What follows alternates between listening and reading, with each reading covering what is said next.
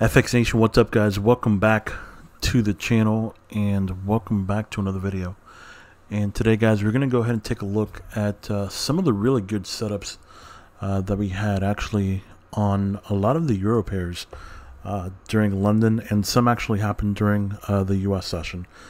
So that's what we're going to do today. We're going to break down some setups, the best possible setups that you could have seen that are pretty crystal clear that you could have taken. All right, so more learning on the way, guys. Let's get started.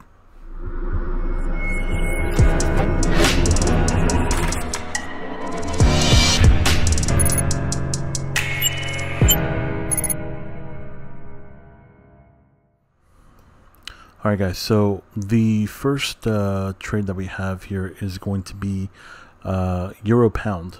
And so what we had here was Euro Pound had a really tight Asian range, and as you can see here, is right out of the gate with that Asian range, made an initial move down right to the opening of the London session.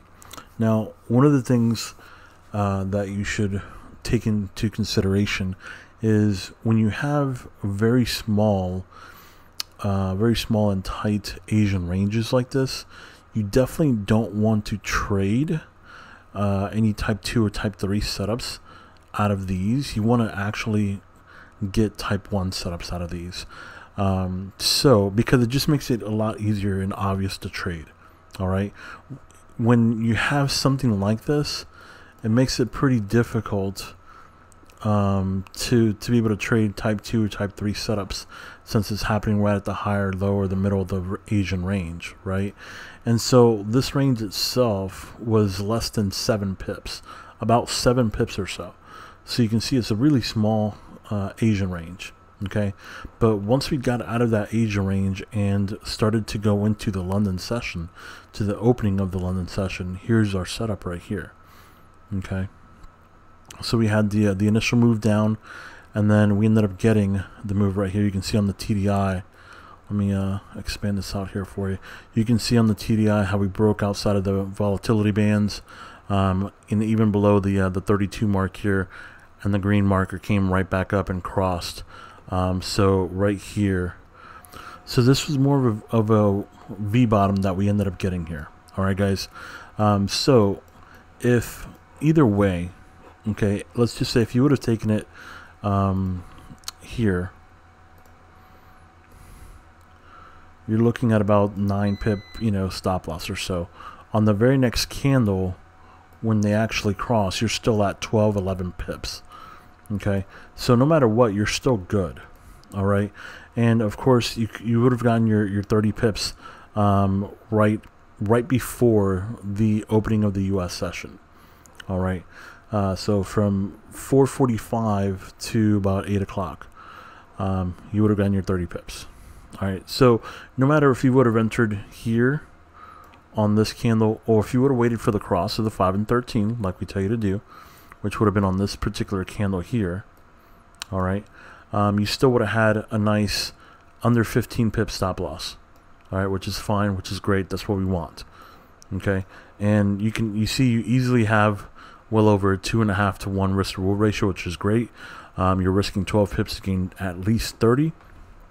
This one, as you can see, actually went, and we had, this is one of those patterns that we're talking about where, when we talked about the US session or trading the US session, that we either talked about getting a reversal on the US session or a continuation during the US session. This one actually ended up being a continuation. As you can see here, we did nothing but accumulate more contracts here so we can move up higher. Okay, so at the end of the day, totally this went up about 51 pips, depending on where you got in and out of at. All right, but still very nice and clear setup that you could have picked this up on right here. All right, let's move on to the next one here, and that was Euro USD, and Euro USD had a very similar setup here. As you can see, tight Asian range.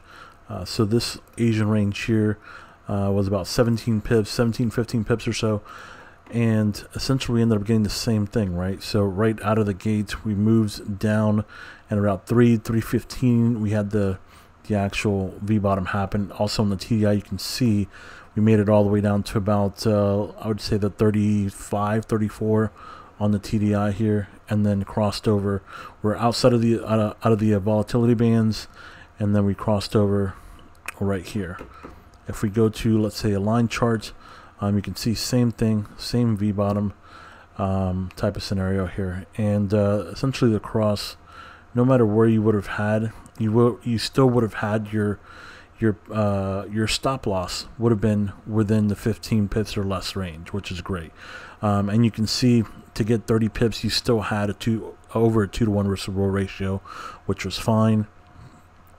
And same scenario on this one, where instead of getting a reversal, we ended up getting a continuation. So easily you would have gotten your 30 pips, but this one went all the way up to about 90 pips, like literally all the way through almost till the very end of the US session. So EURUSD definitely made some moves this morning and during London session as well. All right. Let's take a look at EURJPY. EURJPY, I think, had the clearest setup out of all of them. Obviously, you can see the setup right now without me drawing any of the Asian boxes or anything like that.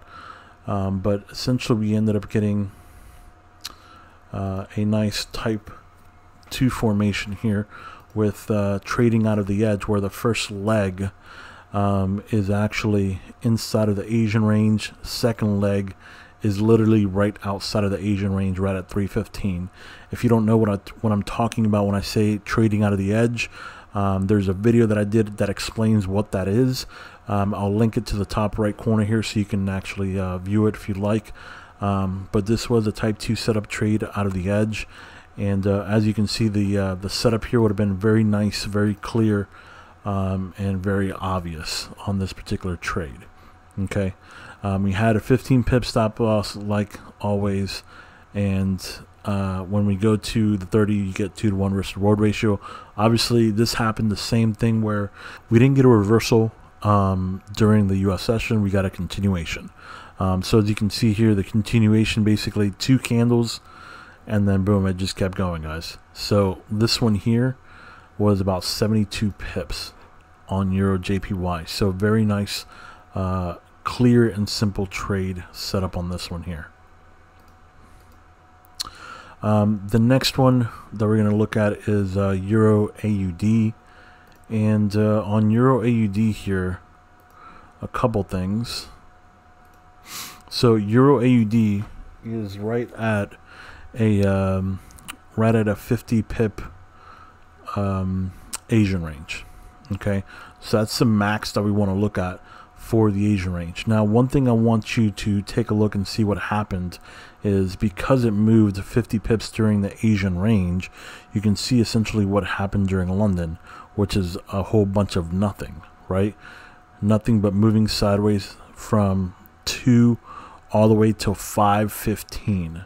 So about 3 hours of nothing but straight moves sideways before we ended up getting the first leg here, came back up the second leg right at 7:45 at 8 o'clock, which is the opening of the US session, and boom, there's your setup. So this right here was a setup for essentially the US session. All right, and of course there's your 30 pips right there, 11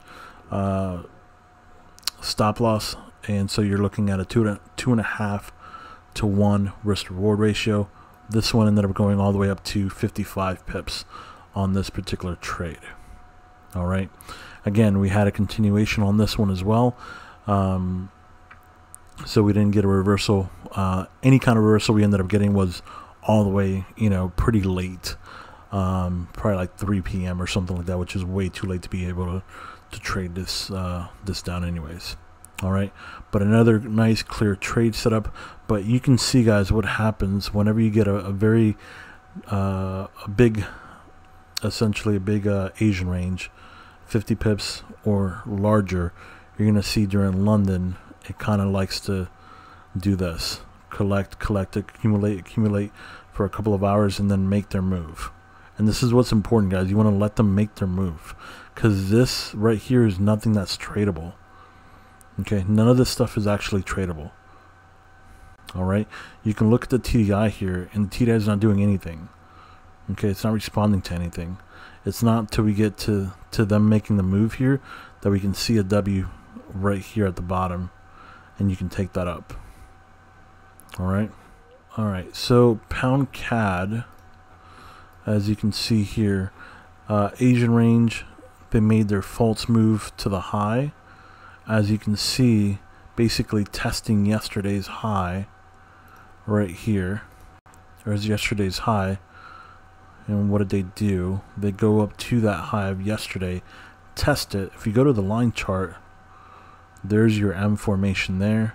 And then if you look at the TDI here, we go outside of the volatility bands, right back in on the second leg of the M, and we're done. It's over. Alright. Now, this particular trade setup here, this ended up pushing out over 100 pips today, easy. Over 100 pips, easy. Okay. But very nice trade.